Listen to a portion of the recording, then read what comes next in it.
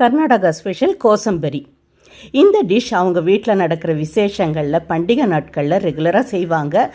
பாசிப்பருப்பில் அவங்க செய்கிறத என்னோடய ஸ்டைலில் நான் இன்றைக்கி வேர்க்கடலையில் செஞ்சுருக்கேன்.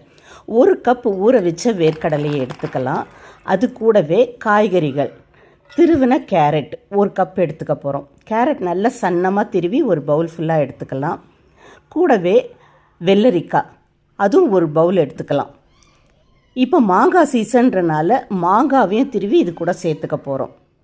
இந்த டிஷ்ஷில் நம்ம அடிஷ்னலாக சேர்க்க போகிறது வெள்ளையாக திருவின தேங்காய் பூ, ஒரு பவுல் ஃபுல்லாக அதையும் எடுத்துக்கலாம்.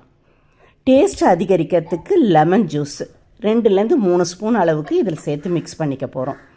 கொஞ்சமாக உப்பு, இது எல்லாத்தையும் சேர்த்து கலந்துட்டோன்னா டேஸ்டியான கோசம்பரி ரெடி ஆகிடும். இதுக்கு தாளிப்பு ஒன்று ரெடி பண்ணிக்க போகிறோம்.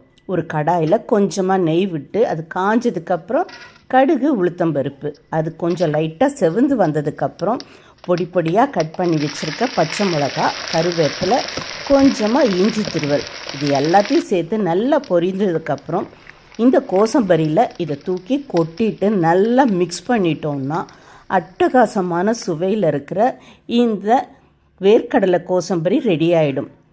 யூஸ்வலாக நம்ம பச்சை பருப்பை ஊற வச்சு தான் இந்த கோசம்பரி சாப்பிட்ருப்போம். ஆனால் வேர்க்கடலையில் செய்கிறனால டேஸ்ட் இன்னும் சூப்பராக இருக்கும். டயட்டிங்கில் இருக்கவங்களும் இந்த டிஷ்ஷை எடுத்துக்கலாம். பிரேக்ஃபாஸ்ட் இல்லை லஞ்சுக்கு இதை எடுத்துக்கிட்டால் நல்ல ப்ரோட்டீனும் இன்னும் நிறைய ஃபைபர்ஸும் இருக்கிறனால ஒரு ஃபில்லிங்கான ஹெல்த்தியான ஃபுட்டாக இது இருக்கும். இந்த டிஷ்ஷை நீங்களும் ட்ரை பண்ணி பாருங்கள். தேங்க்ஸ் ஃபார் வாட்சிங்.